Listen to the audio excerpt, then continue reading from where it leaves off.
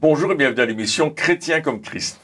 Le thème de notre émission aujourd'hui est faux prophète. Alors Christine, c'est une interrogation, mais tu vas nous lire un texte de l'évangile de Matthieu, je pense. Oui, au chapitre 7 et au verset 15, qui nous dit « Méfiez-vous des prétendus prophètes, ils viennent à vous en vêtements de brebis, mais au-dedans, ce sont des loups voraces. » Et là, ce qui va être important pour nous, c'est de reconnaître ces prétendus prophètes ou ces faux prophètes dans d'autres versions. Oui, en fait, ça veut dire qu'il y en a. Il y en a, absolument. Et il y en avait déjà au temps de la Bible. Et donc, aujourd'hui, il y en a encore des personnes qui sont des prétendus prophètes ou des pseudo-prophètes. Mais c'est quoi vraiment? Parce qu'ici, bon, évidemment, il parle du fait que ce que eux, ils font quelque part, c'est détruire, vu que des loups voraces, oui, c'est ce qu'ils font. Mais c'est quoi un faux prophète ou un prétendu prophète? Comment on fait pour les reconnaître? Alors, dans le grec, c'est intéressant, c'est pseudo-prophètes, ceux qui se font passer pour des prophètes et qui disent qu'ils sont divinement inspirés dans les paroles qu'ils donnent. Et en fait, ils annoncent des fausses choses, des choses qui sont fausses, totalement fausses, et ils font passer ça pour des prophéties divines. Et ça c'est Jésus qui dit, faites attention, gardez-vous, méfiez-vous de ces pseudo-prophètes, de ces faux prophètes qui se font passer pour des prophètes. Donc Jésus nous avertit que ça existe. Jésus nous dit l'existence de ces faux prophètes. Et bien sûr, du temps de Jésus, ça se limitait à Israël, on peut dire ça ainsi, mais aujourd'hui, ces pseudo-prophètes, ces faux prophètes, ces gens qui disent que c'est Dieu qui leur parle, ben, ils sont partout. À travers les réseaux sociaux, on les trouve partout. Donc, l'ordre de Jésus, il y a 2000 ans, qui dit « Gardez-vous, faites attention », il est vrai encore pour aujourd'hui. Donc, c'est des gens qui viennent à vous et qui disent « Oui, Dieu m'a parlé, Dieu m'a dit ceci, Dieu m'a dit cela, à ton sujet, etc. » Et on va voir, quand on va étudier le sujet, qu'il y en a qui font ça pour de l'argent. Il y en a qui font ça pour qu'ils soient vus et respectés de tout le monde, etc. Donc, faisons attention à cela. Mm-hmm. Donc les prophètes, alors c'est vrai que du temps de Jésus c'était pas vraiment la même chose parce que ils n'étaient pas toujours bien vus, même les vrais prophètes. Mais aujourd'hui c'est vrai que le titre prophète quelque part ça en jette sur un CV, ça donne de la valeur peut-être à quelqu'un. Est-ce que c'est aussi ça la raison pour laquelle on a beaucoup de personnes qui se prétendent prophètes parce que quelque part ça leur donne une plus-value, une notoriété plus importante peut-être. Oui, ça leur donne de la notoriété. Je pense que c'est effectivement une des raisons. Une autre raison, bien, c'est qu'ils désirent plaire aussi, parce que la plupart, généralement, des prétendus prophètes, bien, ils vous donnent des paroles que vous avez envie d'entendre, mais qui ne sont pas spécialement les paroles de Dieu. Et on a un exemple déjà dans l'Ancien Testament, dans Jérémie, au chapitre 6, verset 13-14, il dit « En effet, du plus petit d'entre eux jusqu'au plus grand, tous sont assoiffés de profit. Depuis le prophète jusqu'au prêtre, tous pratiquent le mensonge. Ils remédient superficiellement au désastre de mon peuple. Tout va bien, disent-ils, mais rien ne va. » Donc, ils vont apporter des paroles, je veux dire, qui vont rassurer, mais qui ne viennent pas de Dieu. Et comme tu le disais, ce qui est important, c'est de faire la différence et de pouvoir les reconnaître. Et vraiment, bon, je crois qu'on les reconnaît seulement par l'Esprit de Dieu qui est en nous et qui nous dit « Aïe, ça colle pas avec la parole de Dieu, c'est pas correct. » Mais parfois, nous-mêmes, on a tellement aussi envie d'entendre des bonnes paroles que il faut faire vraiment la part des choses et que c'est parfois difficile. Tout à fait. Et pour reconnaître le vrai du faux, il y a plusieurs méthodes. D'abord, il y a les fruits qu'ils vont porter dans leur propre vie. Oui. Le fruit qu'ils portent doit nous faire réfléchir. Hein, on ne trouve pas des raisins sur des épines, par exemple. Hein. Jésus nous dit, attention, regardez le fruit qu'ils portent.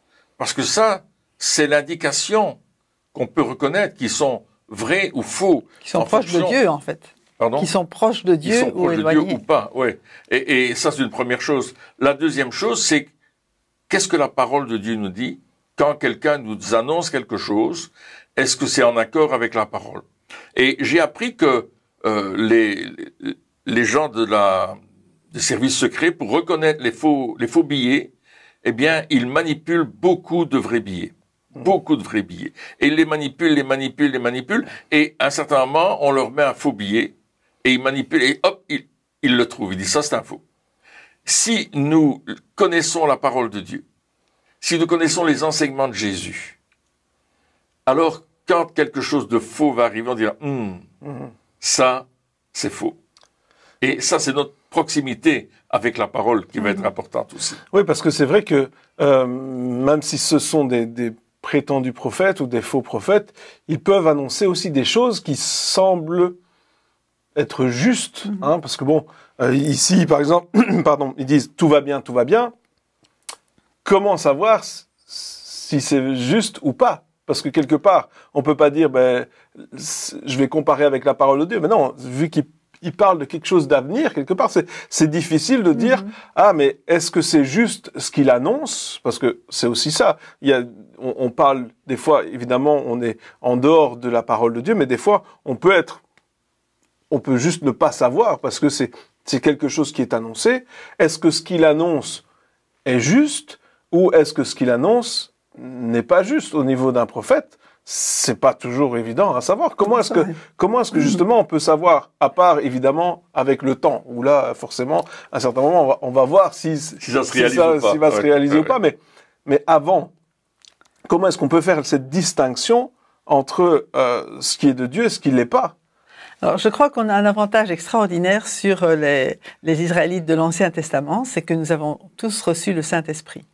Et c'est le Saint-Esprit en nous qui va nous dire, qui va nous montrer si c'est juste ou pas juste. Je crois que le discernement des esprits, c'est aussi un don de l'esprit qui est important à ce moment-là pour dire, ok, ça n'a pas un écho dans mon cœur par rapport à ce que Dieu me dit.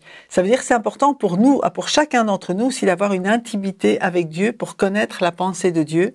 Et c'est à partir de là qu'on pourra, je vais dire, éprouver les paroles des prophètes.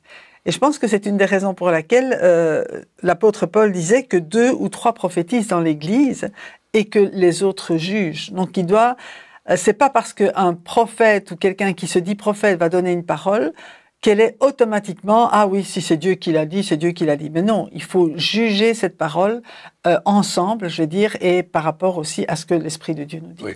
Moi, je rajouterais quelque chose de plus, où la Bible nous dit de marcher dans la sanctification. Oui.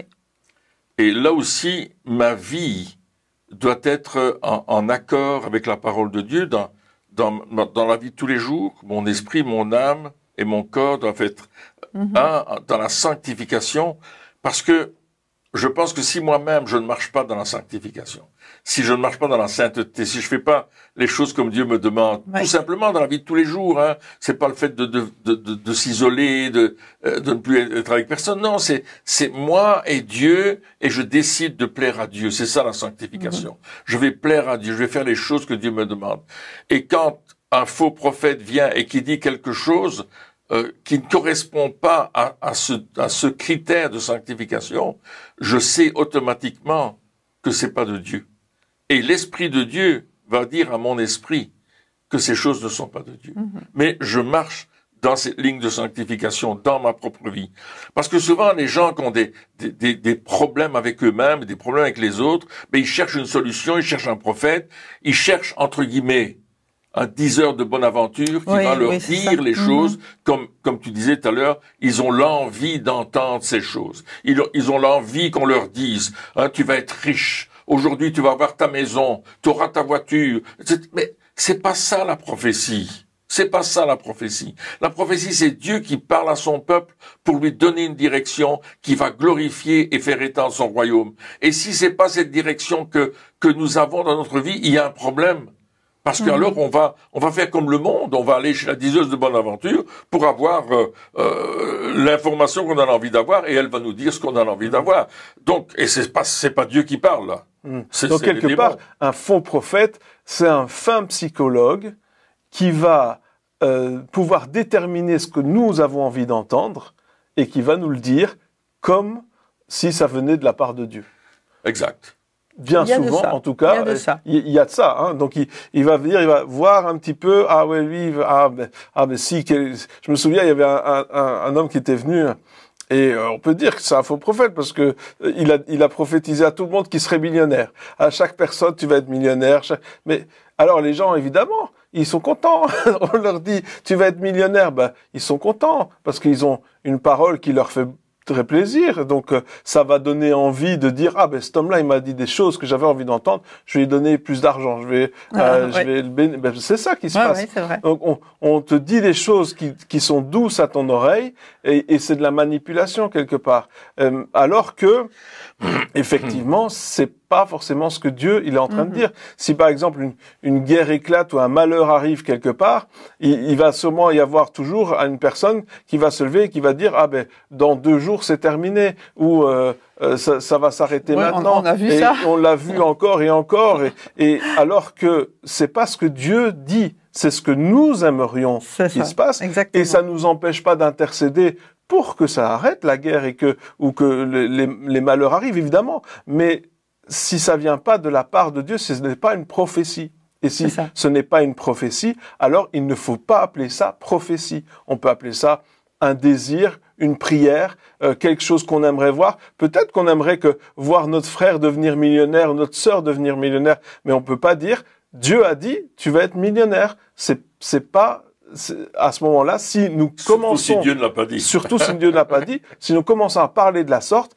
nous devenons nous-mêmes des faux prophètes. Alors évidemment, ça part peut-être d'une bonne intention, mais ce n'est pas ce que Dieu a dit. Et c'est ça le truc, c'est que un faux prophète ne commence pas forcément avec des mauvaises intentions, mais à un certain moment, il va se dire ah mais à chaque fois que je dis des choses que les gens ils ont envie d'entendre, ils me donnent de l'argent ou ils m'ont à la bonne. Alors je vais continuer à le faire et il va tomber dans ce cercle vicieux là et devenir un faux prophète professionnel. Hein. Et puis c'est pas toujours pour de l'argent, c'est parfois pour faire plaisir, tout simplement. Oui, tout ça. Pour essayer de consoler quelqu'un, mais on peut très bien le consoler avec nos paroles en disant mais moi je voudrais que, et puis on va prier ensemble pour, comme tu le disais, sans devoir dire Dieu m'a dit que ça va arriver, tout en sachant que Dieu a pour nous des projets de paix et non de malheur, mais peut-être pas ceux qu'on attend en particulier. Oui. Et il y a un texte ici dans 2 Pierre 2, 1 à 3, cependant, il y a eu parmi le peuple de prétendus prophètes. De même, il y aura parmi vous de prétendus enseignants. Ils introduiront sournoisement des doctrines qui conduisent à la perdition, allant jusqu'à renier le maître qui les a rachetés, et ils attireront ainsi sur eux une ruine soudaine. Il y a quand même quelque chose qui est là, une ruine soudaine. Hein. Beaucoup les suivront dans leur immoralité. Donc c'est la manière de vivre. Ah, tu parlais de sanctification tout à l'heure. Et la voix de la vérité sera calomniée à cause d'eux.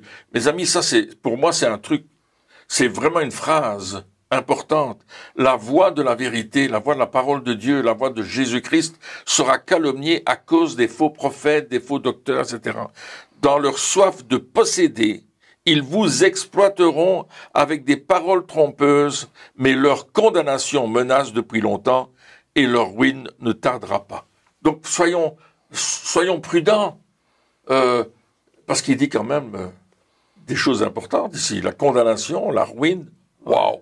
Mais encore une fois, si nous vivons une vie de sanctification, si nous tendons vers cette sanctification-là, lorsque de telles personnes vont arriver avec des choses immorales, parce que c'est clairement dit, hein, leur manière de vivre, ils vont dire ah oui mais ça, par exemple, ils vont dire ah ben ça c'était avant, hein, maintenant ça a évolué, l'adultère n'existe plus, maintenant on fait ce qu'on veut, Dieu nous a libérés, on est libre de faire, etc. Donc il y a toutes ces fausses doctrines qui amènent à l'immoralité, qui amènent au péché. Et tu disais, hein, et à cause d'eux, la voix de la vérité, elle sera calomniée. Et c'est ce qui arrive aujourd'hui. C'est-à-dire que forcément, vu qu'on a des personnes qui se disent ministère un tel, ministère, et qui ne suivent pas et qui enseignent des fausses doctrines, forcément, on se dit, c'est ça les chrétiens, c'est comme ça qu'ils font. Alors que non, c'est pas ça être chrétien. Mais la voix de la vérité est calomniée. Et donc, oui, les faux prophètes, ils sont là. et c'est écrit, ils vous exploiteront. Ils vous exploiteront, ouais. Ça veut dire quoi? Ça veut dire qu'ils vont se servir de vous.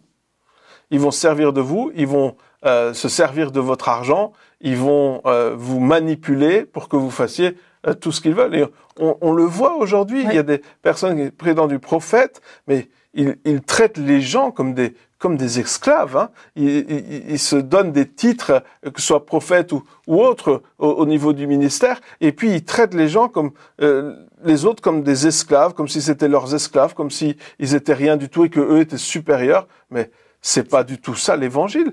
C'est pas. Il faut revenir. Alors, je dis pas qu'il faut pas respecter les ministères, mais nous sommes, en tant que ministère, nous sommes des serviteurs, et donc il faut arrêter de croire qu'on est au-dessus de tout, et meilleur que tout le monde, et supérieur. C'est faux. Jésus n'a jamais eu cette attitude-là, et nous devons avoir la même attitude que Jésus. Et donc aussi, tu parlais de l'attitude, hein, de la vie de tous les jours. Lorsqu'on voit une personne déjà qui arrive et qui pense qu'il est au-dessus de tout le monde, déjà, la première chose, c'est de dire, ah ben, attention, il y a un attention qui doit se lever en nous, en se disant, ah, là déjà, il y a quelque chose qui fonctionne pas bien, c'est pas juste, c'est pas une bonne attitude, on ne peut pas cautionner cette attitude-là, on peut pas dire, ah, mais je suis non, il faut pas être d'accord avec ça. Il faut refuser ce genre d'attitude, parce que on accepte une chose, et ensuite, on accepte la deuxième, et la troisième, la quatrième, et c'est comme ça qu'on devient exploité. C'est vrai. C'est en acceptant les choses qui ne sont pas justes, et en se disant, ben, finalement, il a été appelé de Dieu, c'est un prophète de Dieu, donc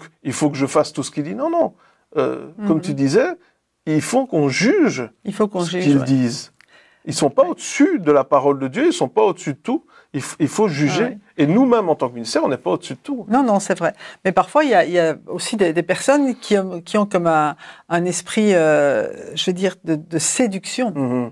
Et c'est très difficile à ce moment-là c'est comme si on était pris par leur parole. C'est pas un bon esprit, c'est pas l'esprit de Dieu. C'est aussi un esprit qui rend esclave et qui fait que, ah oui, c'est un homme extraordinaire, on va le suivre.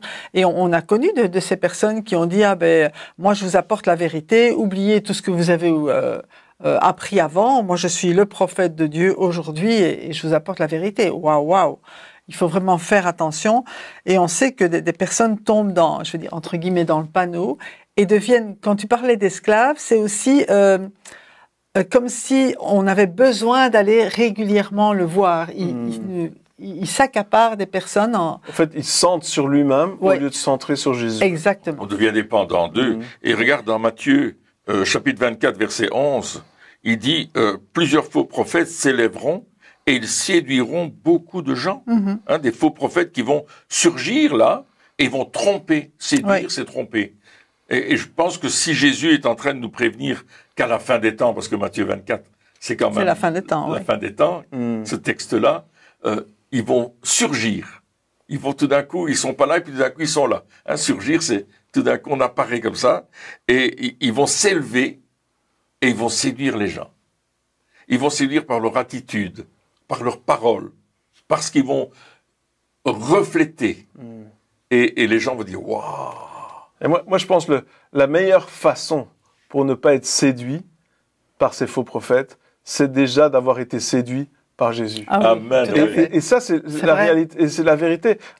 Moi, je me souviens, je me demandais, bon, on a 2 filles, donc forcément, on se dit, on fait attention aux garçons qui viennent, qui veulent les séduire. Et moi, je me posais la question, comment est-ce qu'un garçon fait des fois pour facilement séduire une fille? Une fille qui est facilement, elle est séduite parce que personne lui avait jamais dit avant peut-être qu'elle était jolie, qu'elle était belle, ou des paroles positives. Et quand il y a quelqu'un qui vient lui dire, tout de suite. Ah oui, c'est vrai. Mais si c'est vrai. Ses parents lui disent, t'es jolie, t'es précieuse, t'as de la valeur constamment. Quand un garçon va lui dire t'es jolie, elle va dire je le sais. Je le sais déjà. Il va falloir que tu fasses mieux que ça. Vous comprenez? Et c'est la même chose, je pense, avec les faux prophètes. Ils viennent pour séduire. Mais si nous avons déjà notre relation avec Dieu, et si nous sommes déjà dépendants de lui, et si nous sommes déjà amoureux de Jésus, quelqu'un qui va nous dire, moi je suis le meilleur, etc., on va dire, Non, je pense pas. Non. Je pense pas que c'est toi. Écoute, je connais mieux. Et c'est ça aussi. Des fois, on se dit, mais comment je fais pour pas être séduit par n'importe qui? Mais en étant séduit par la bonne personne. En se laissant séduire par Jésus. En ayant cette histoire d'amour déjà avec lui. Et là, quand quelqu'un va venir et dire, moi, je suis une superstar, écoute, si tu le dis, c'est bien. Si les autres t'adulent, tant mieux pour toi. Mais de ma part, ça n'arrivera pas. Ça n'arrivera. On connaît beaucoup de ministères, on connaît des personnes qui sont extraordinaires, qui ont des dons extraordinaires et qui les font, qui servent le corps de Christ de manière magnifique.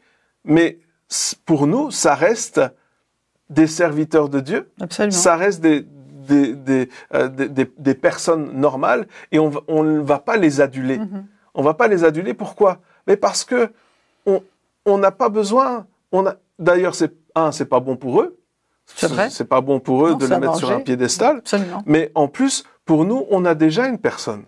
Il y a déjà une personne qu'on adore. Il y a déjà une personne qui a pris toute la place dans notre vie. Et donc, forcément, on n'a pas besoin d'avoir des autres stars, parce qu'on en a déjà une qui brille de mille feux. Mais c'est intéressant ce que tu dis, parce que l'esprit de séduction, c'est l'esprit d'adultère.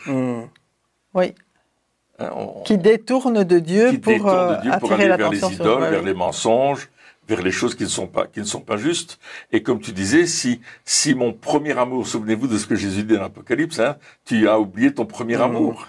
Si mon premier amour pour Jésus se refroidit, je vais aimer quelqu'un d'autre. Je vais être facilement séduit par quelqu'un d'autre.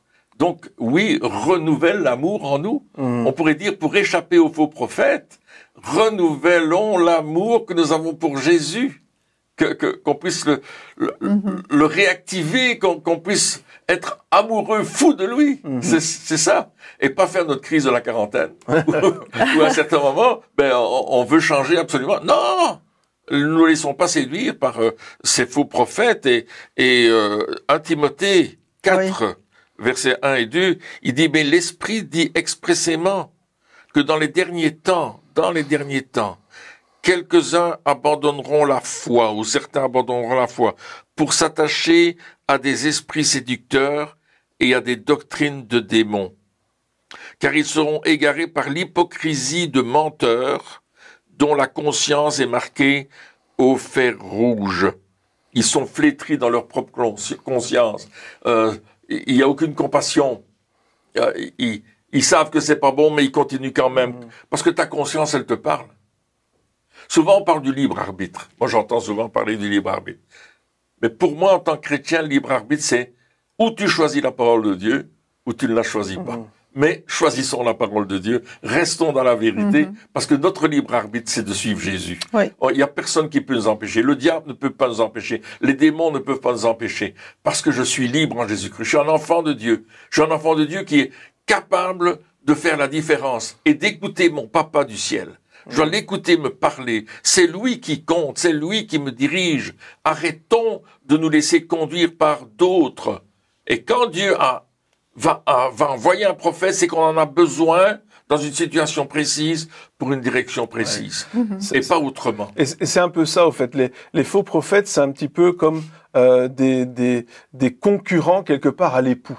Ils vont essayer de venir pour essayer de ravir la bien-aimée de l'époux. Alors que les vrais prophètes, ce sont les amis de l'époux, qui vont tout faire pour garder la bien-aimée concentré sur l'époux. Et c'est ça aussi la différence. C'est que les faux prophètes, ce qu'ils essayent de faire, c'est de nous attirer à eux. Que on l'a dit, qu'on devienne dépendant d'eux, que on s'accroche à chaque fois qu'on a un problème dans notre vie, qu'on aille leur demander une parole. Et c'est ça qu'ils veulent, qu'on soit complètement dépendant. Et s'il y a des gens comme ça dans notre vie, où dès qu'on a un problème, eh bien, il faut absolument qu'on se tourne vers eux en premier, eh bien, c'est que on les a mis à la mauvaise place. C'est pas forcément que eux sont mauvais. C'est que nous, on les a mis à la mauvaise place dans notre vie.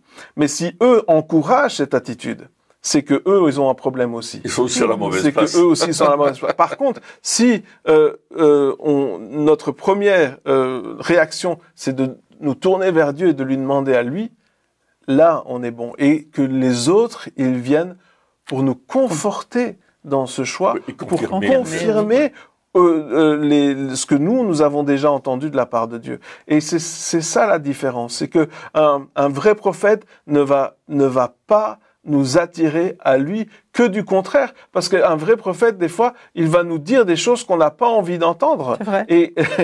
Et comme moi je pensais au prophète Nathan avec David, hein, avec le roi David, c'est le prophète Nathan qui lui a dit, c'est toi qui es cet homme, c'est toi qui as péché, tu as fait cela. Il a dit à David des choses que David n'avait pas envie d'entendre, mais David les a acceptées parce qu'il savait que c'était un vrai prophète, que ça venait de Dieu, et puis en plus, il pouvait pas, il pouvait pas nier, mais il n'a pas essayé de faire semblant, parce qu'il a reçu la parole d'un vrai prophète. Et donc, c'est ça aussi, comment on peut faire cette différence entre les deux. Mais si nous avons déjà, si on veut vraiment se protéger, si on veut être sûr de pas se faire avoir, je pense que notre première attitude, comme tu l'as dit, c'est de retrouver ce premier amour pour Dieu, c'est de retrouver notre relation, cette proximité, cette intimité. On en parle constamment. C'est vrai qu'on revient toujours à ça, mais il n'y a pas de chose plus importante pour nous que notre intimité avec Dieu. Il n'y a pas de chose plus importante que de dire, Seigneur,